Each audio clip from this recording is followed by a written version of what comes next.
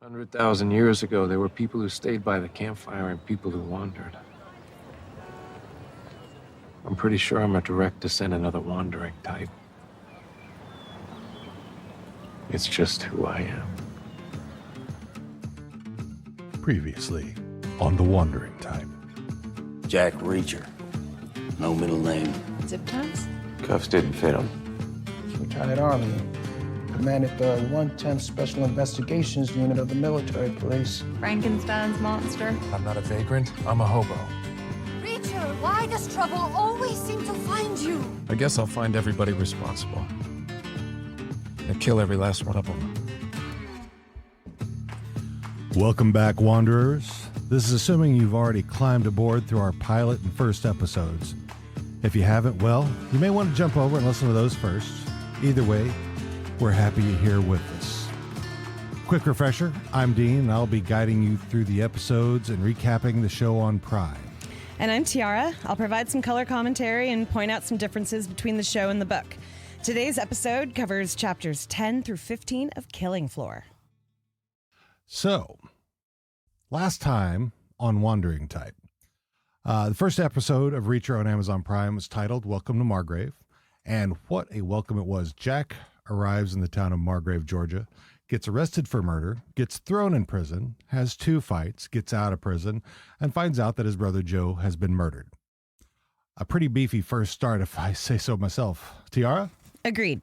The episode covered basically the first 10 chapters of the book, so there's a lot of details we're learning about all of our characters, not just Reacher. True.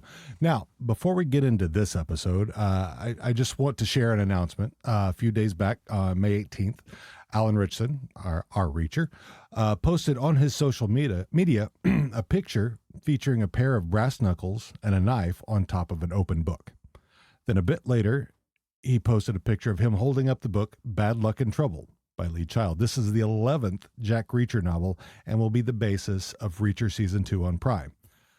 Filming is set to commence this fall, and I'm super excited. And yes, we will be fully prepared Hell for this. yeah. So we are very, very much looking forward to getting to see that finally. We definitely need more Reacher because it's great.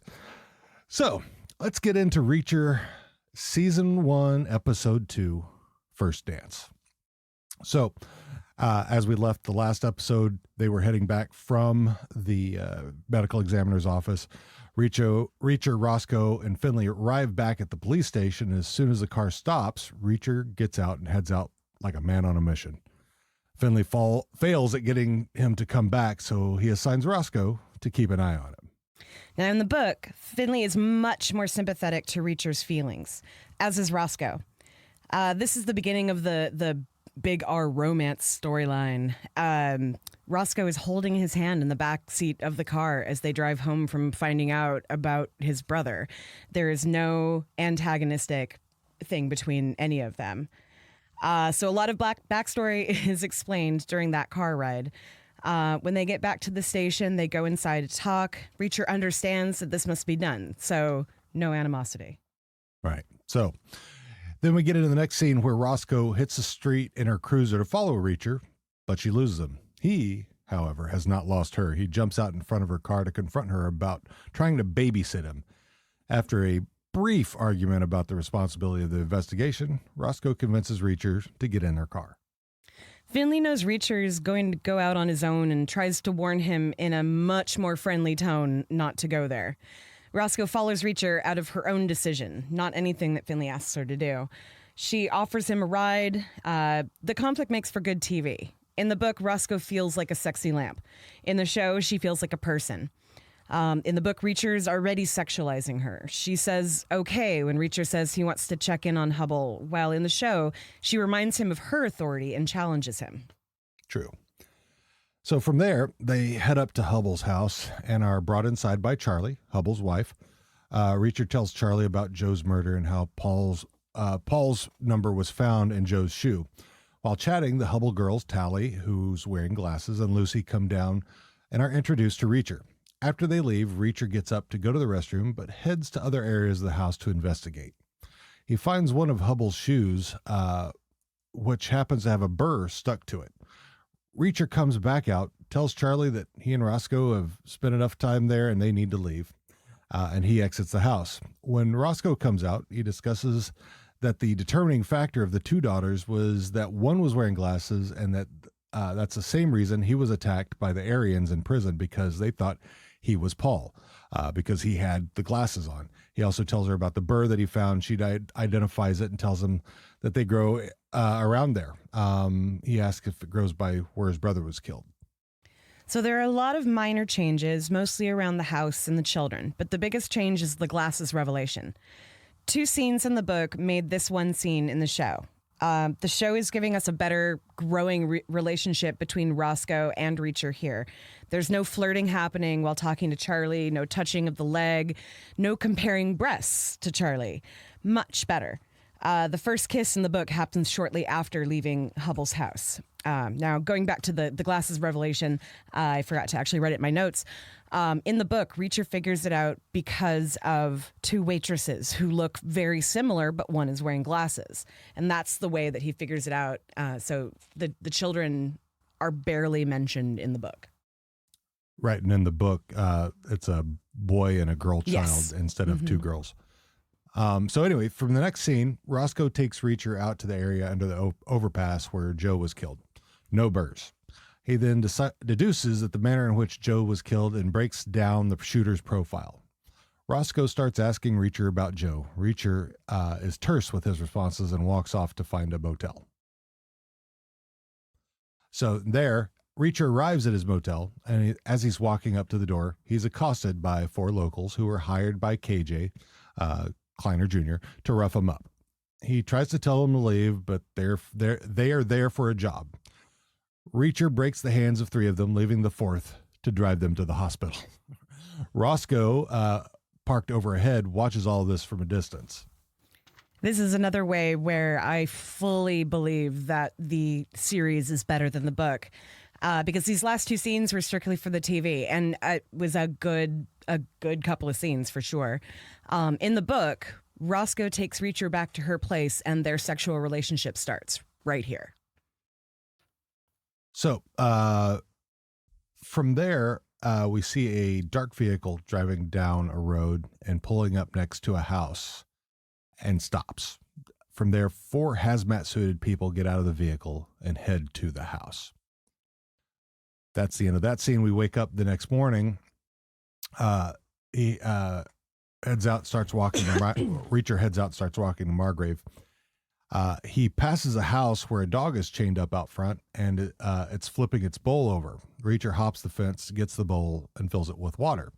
The dog's owner comes out and confronts Jack, telling him that the dog must have knocked the bowl over because he filled it already. Reacher basically calls him a liar, and the guy tells him to leave. In the book, Reacher wakes up alone in bed with a note saying that Roscoe will meet him in town for lunch. Again, this is the where the sexual relationship is happening for them. So Roscoe has gotten up and gone to work, basically, and he wakes up in her bed. Like the hotel scene, this scene is only showing his ability to intimidate, but it also shows something that I don't see in the books at all, and that's empathy. It makes me feel like Reacher and I would get along really well because dogs are so much better than humans. We are definitely dog people. So next scene, Reacher gets to the police station to see another cruiser tearing out of the parking lot, lights and sirens going. Roscoe informs Reacher that Chief Morrison has been murdered. Reacher then tells her that he didn't do it. She says she knows. He then hops in her cruiser and then they leave. So Reacher goes to the diner to meet Roscoe for lunch. They put on a whole display of affection for each other because KJ is there, and Reacher really wants to piss him off. At this point of the story, KJ has made it known that he really that he digs her and thinks that Roscoe is meant for her. So Reacher is just like, yeah, well, I've got her. A lot of details from the book are spread out amongst a bunch of new storylines in the TV show. In the book, Roscoe leaves him for an emergency. He thinks Hubble is dead. He goes out to the Hubble home and sees Charlie, but thinks that Hubble must have been killed elsewhere. So all of that is completely out of the TV show and just straight to what the next scene's going to be. This scene in the diner, though, in the book, is where Reacher figures out about the glasses. So yeah, the next scene, they arrive at the home of Chief Morrison. As they pull up, Reacher spots Finley coming out, patting his breast pocket as if he's looking for his cigarettes. He says that Finley says that it's worse than any crimes he's ever seen in Boston, and he's seen a lot in Boston. Reacher asks if Morrison was nailed to the wall. Finley asks him how he knows that. Reacher says nothing, as he often does, and heads directly inside. In the book, because he's at Hubble's thinking that Hubble is now dead, Reacher borrows Hubble's car from his wife and drives to the station. In this scene, Roscoe is shown as very weak when Reacher gets there. She's burning up and she's crying, falling into his arms. Eventually, Reacher and Finley talk, and Reacher finds out that he was wrong about Hubble and that it was Morrison who was killed. He does not go to the crime scene. Right. And then from there, Reacher, Finley, and Roscoe enter the bedroom of Chief Morrison to see that the body of Morrison's wife is on the floor. Morrison nailed to the wall, and 2 investigators from the coroner's office are gathering as evidence. One piece of evidence is that the chief's testicles are missing. Reacher tells him that they'll find them in his stomach when they conduct the autopsy. Finley directs Reacher to come outside with him at that point. So in the book, we don't get a big scene where they discover that his balls have been missing. Finley just knows his balls were cut off. So Reacher tells him to look in Morrison's wife's stomach. In the book, that was what the threat was, that he was going to make his wife eat his balls while he watched. And that's what happened in the book, not in the TV show. Right. Yeah. So they're back out on the front porch of the Morrison house. Finley has Reacher lay out everything he knows and why he kept it a secret. We find out that Morrison was dirty, and Mayor Teal has now appointed himself as chief, skipping over Finley. This means he's probably dirty too. There's also no trust for Baker or Stevenson at this time. So Reacher believes that Hubble has also probably been killed. At that point, he and Roscoe leave. Reacher and Finley have this conversation at the station, but most of it is the same from the book. This is also where, in the book, we find a lot more about the town and Finley's backstory. So Reacher and Roscoe reach the Hubble home. Charlie, frantic, informs them that Paul has still not come home, and she's very worried. Roscoe says she'll stay behind to protect Charlie and the kids, and that Reacher will go take Charlie's car and go find Finley. From there, they get downtown. Reacher rides downtown, and Mayor Teal is holding a town meeting in the Margrave Town Hall. Finley is listening at the back as Reacher walks in. The community is on the verge of a panic. As things start to get out of hand, Mr. Kleiner stands up and addresses the crowd to try to calm them down. It works. After the crowd leaves, Finley approaches Morrison about the investigation. Morrison says there's nothing relating the murders, and that he should go look at the archives to find some criminal that the chief had put in jail. So this scene was completely for TV. However, I really like it because I like how Teal paused for applause and got angry reactions and how confused he was after that. Also, the way that Kleiner calls Joe Joseph shows how little he knows about the actual person, since it's just Joe, and Reacher makes it very clear over and over again that it's just Joe. So all of these details were from the written story, but it made it more like an Easter egg hunt for me, looking for what scenes matched what detail. Right. And so from there, we're outside of the town hall. Reacher's already standing there. Finley comes out and informs Reacher of Morrison's plan, confirming that he's dirty. Reacher feels that Kleiner also needs to be investigated. He also says that Charlie is in need of protection. Finley says he'll set it up with an old buddy from the FBI. His name is Picard. After Finley leaves, Teal approaches Reacher to promise him that he'll make sure that they do everything they can to find Joe's killer. From there, Reacher's leaving a convenience store after purchasing a phone, a burner phone. Mosley is sitting outside his barbershop. He offers his condolences on Joe's death and informs Reacher that 2 Spanish-speaking fellas showed up looking for him, and they didn't seem all too friendly. From there, we back over at the Hubble home. Roscoe and Charlie are chatting about if they can trust Reacher. At that point, Reacher shows up. He tells Charlie to get herself and the girls packed up because the FBI is coming to put them in protective custody. Reacher goes out in front of the house at that point. As he goes out, he sees a bicycle of one of the Hubble's kids. He then has a childhood flashback of a time where he and Joe came across a bunch of other kids having fun at the expense of a little Down syndrome kid. They're about to fight when a car pulls up. The bad kids all run away. The sound of approaching vehicles stirs Reacher's attention. At that point, he takes a few steps towards the car and it leaves. So all of these last few scenes entirely for the TV, but again, the details pretty much from the book. However, in the book, Reacher is leaning on the mailbox and watches the car the first time, seeing the car in the book, driving slowly by, trying to find the mailbox that he's leaning on. And then he makes eye contact with the people driving, and then they drive off really fast. Right. So at that point, Reacher heads back inside the Hubble house to increase the urgency of the matter. They get everything packed up and are in the foyer when a black man in a suit walks in the door. Reacher pulls Roscoe's weapon and aims. The man shows his ID. It's Picard, the FBI friend of Finley. They load the Hubbles into Picard's vehicle. Roscoe and Reacher head out to get to work. So in the books, Picard is described as physically intimidating to Reacher. So how tall is Reacher? He's 6 foot. 6'5". He's 6'5", 250, right? In the book, Picard is described as 2 inches taller and at least 70 pounds heavier than Reacher.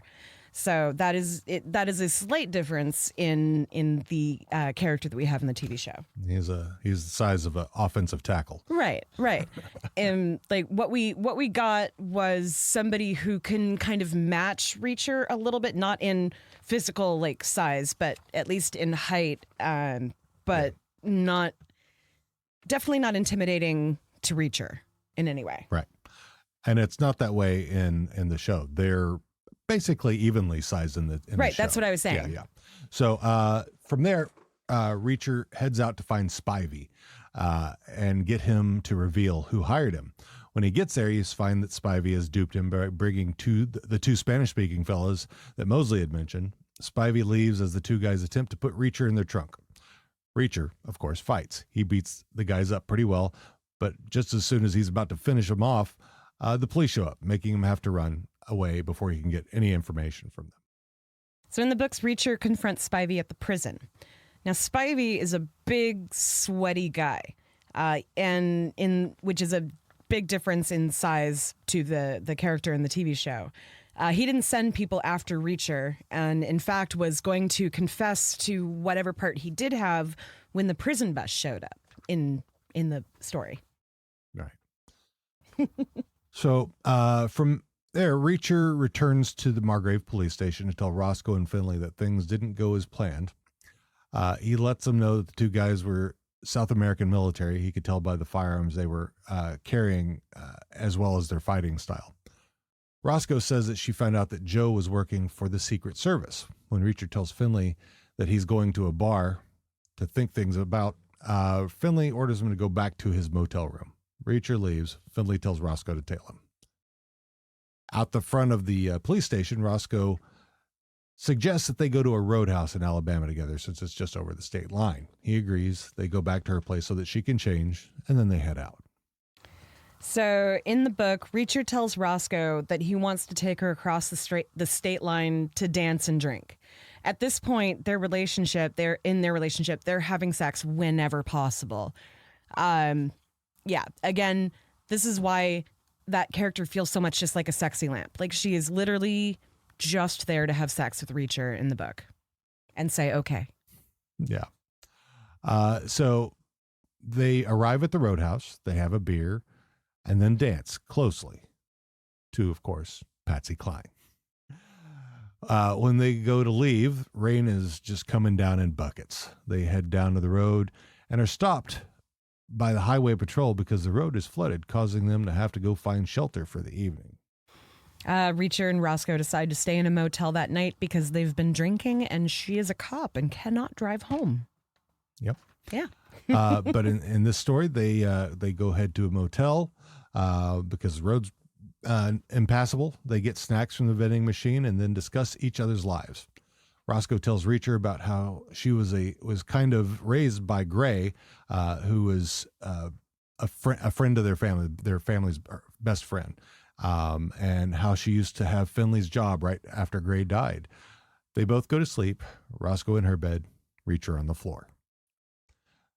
They return to Roscoe's house in Margrave the next morning to find out it's been broken into by the same people who killed Morrison. Roscoe grabs her weapon, and she and Reacher clear the house. Roscoe closes the door to see a note scratched there saying, "See you soon." Reacher states again, I'm really gonna need a gun. So this part of the book actually really bothered me. Roscoe becomes freaked out about being targeted for death and completely defers to Reacher. The TV show makes Roscoe out to be a competent human and not someone who is a total mess at every crime scene. This is also the scene in the book where the send 3 to the ER and 1 drives line comes out, but in the original text it was kill 3 and the 4th would give some answers. So I like that they used that line in a different way, actually. I like how they Right. used it. yeah. Yeah, it was like, it depends In the last on, scene. Yeah, and last that which also episode. happened earlier about, it depends on how I ask. Yeah.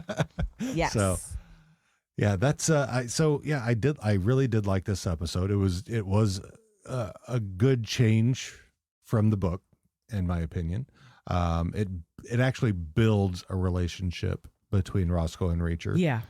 Based off of what happened, instead of just You can feel that instead of a trauma bond. Yeah, exactly, exactly. A constant trauma bond in Right. the case of the book. True.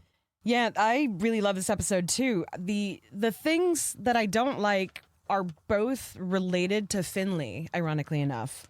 Why is Finley so prudish with swearing? Why does he not like people swearing around him? He worked in Boston for 20 years. Or did he work in Cambridge? Because that's a little different. Like, he keeps saying Boston, but he acts like Cambridge, you know? I don't see him surviving 20 years in the actual city and then coming out on the other side not swearing. Right. I mean, and I also do like the making of a more humanized, empathetic character, and with the dog. Oh yes, I love the addition of the dog so much. I thought that was great. But I wasn't done with Finley. Yeah. I had 2 things with Finley. Oh, sorry. Go ahead. So the other thing is that making Finley more adversarial with Reacher feels forced in the show. It does not feel like he's just doing his job. It feels like he's frustrated about everything and not in control of his frustration. I think the show did a good job condensing so many characters and so much info into this one episode that it's hard for me to nitpick, but Finley being adversarial, Reacher's brother just died and you are now confronting him to his face and being angry about it. Whereas in the book, it was, I'm so sorry. You know, I have to ask these questions. And Reacher's like, yes, I understand. There's no need for that extra tension. It just doesn't feel realistic. And it's the only thing that I don't like about it. Yeah, it felt more authentic in that part. So it's like they swapped out the quick romance of Roscoe to make the tension between Reacher and Finley more, which is unnecessary. Yeah. Now, so one thing I want to point out is that if y'all had been paying attention and if you're fans of What We Do in the Shadows, you'll have noticed that the medical examiner is Harvey Gillen, who plays Guillermo in What We Do in the Shadows. Yeah, we're big he's fans. Jasper in this, and he does a fantastic job. And he's the one that discovers the balls, and it's so funny. Oh my fucking God. Oh my, what the hell? Yeah. Swearing is a sign of low intelligence or whatever. And I'm like, Finley, you and worst character, yeah. I also recommend that as you're watching this series, look at the shirts he's got on. Oh yeah, they're amazing. So they got the Savannah Slugs, the Mason. Oh gosh, it's like they're all little not little league, but they're all minor league. Yeah, minor league hockey and baseball. Things. Yeah, from around the general Georgia vicinity, I guess. So yeah, I thought that was pretty great.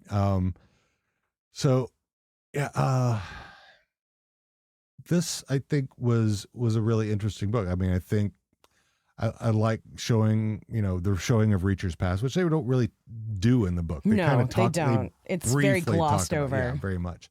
So I think I'm glad that they're doing that. And let's see what else was, the finding of, the explaining of the fighting styles, how he knows all this stuff. It kind of gives you an insight of Reacher's knowledge of martial arts as well. So, and they're definitely the slow playing the relationship, even in the motel where they're both basically naked in front of each other. Like, I actually really like that. Like, I have been that girl. Like, you are in a room with somebody that you are attracted to and you really want to invite them to share the bed with you, but you don't want to seem like you want to be too forward on that. And he's laying on the floor going, God, I'm really attracted to her and I really like her, but I don't want to be too forward and try and lay in the bed with her.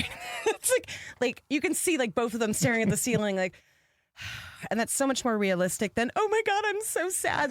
Sleep with me. And the cute little chat about Zagnut Oh and my Clark God, bars. And that's adorable. It was really sweet. It was cute. Yeah. It It feels like flirting, whereas in the book, it feels like, It's just you are boom. the cutest thing around, so let me sleep with you Yeah. right now. Yeah, and that's a very old style of thinking. Yes, definitely. And comes from an older generation. You got to keep in mind these books were written in 1997. I said that in the last episode too. Like, I absolutely know that this was written at a time, but I'm still going to point it out, especially because this is going to be, in my opinion, a very popular show. So people are going back and reading those books. Right. So, you got to call out the fact that it is not like that anymore. That was not a good way to write it. That character is terrible. And they did a much better job creating a real character out of what they had for the TV show. Yeah. I do like that they've updated that part of him, and that also that, but they still keep the essence of Reacher. So they haven't lost that, the strong silent type, which, we like that about him. But he's not silent just because he's actually contemplating a lot of things. There's a lot going on in that big head of his. So, and they do a really good job of showing that he's got like a thinking process. He's not just like silent and you have to infer. Like, you pretty much know what he's thinking. And I'm not good with that kind of stuff. I'm autistic, by the way, anybody listening who does not know this. So sometimes just like, if you're just silent and you think that I'm understanding what you're communicating, I'm not understanding it. But with this, like, what he's saying. He's silent when he's like, I'm going to kick your ass if you say the wrong thing right now. Yeah. So yeah, he's always one to, he gives everybody a chance. Yeah. You get a chance, but take it. Yes. I was like, who is it that said you come to a fork in the road, you take it? So but yeah, if you're unless you're better than Reacher, I highly recommend you turn a different direction. Anything else, babe? No, I'm good. What are the chapters for our next episode? Like, you have that. And I tried to find it in my phone. Well, it covers the next 3 chapters. So it's like 11, 12. So yeah, I'm sorry. 16, 17, 18. 16, yes. 17, 18. Thank you. If you are following along with me, then yeah, it's all good. All right. All right. So, all right, travelers, it's time to pack up and get ready for our next episode of Reacher. Season 1, Episode 3, First Dance. I know you're scared, but I'm Scared? It's natural. When someone has an attempt made on their life. You know I was recruited by the FBI and Central Intelligence. Scored a 99th percentile in IQ, but only an 80% on the psych eval. You want to know why, you condescending asshole? Interpersonal skills? I lack the ability to tolerate horse shit. And this is horse shit. No. Excuse me? Who the hell do you think you are? A pissed off drifter with nothing to lose. Or you want to get arrested for trespassing? Pull up Jobling's file now. I will ruin your life with one phone call. I'll end your life with one phone. All right, folks, we really appreciate that you've chosen to spend your time with us as we follow around our favorite wanderer. If you'd like to reach out to us, you can hit us up on Twitter at twitter.com/wanderingtype or on Instagram at instagram.com/wanderingtypepod. You can also find us along with the rest of the Podskier Podcast Network shows on www.podskier.com. We'll see you next time.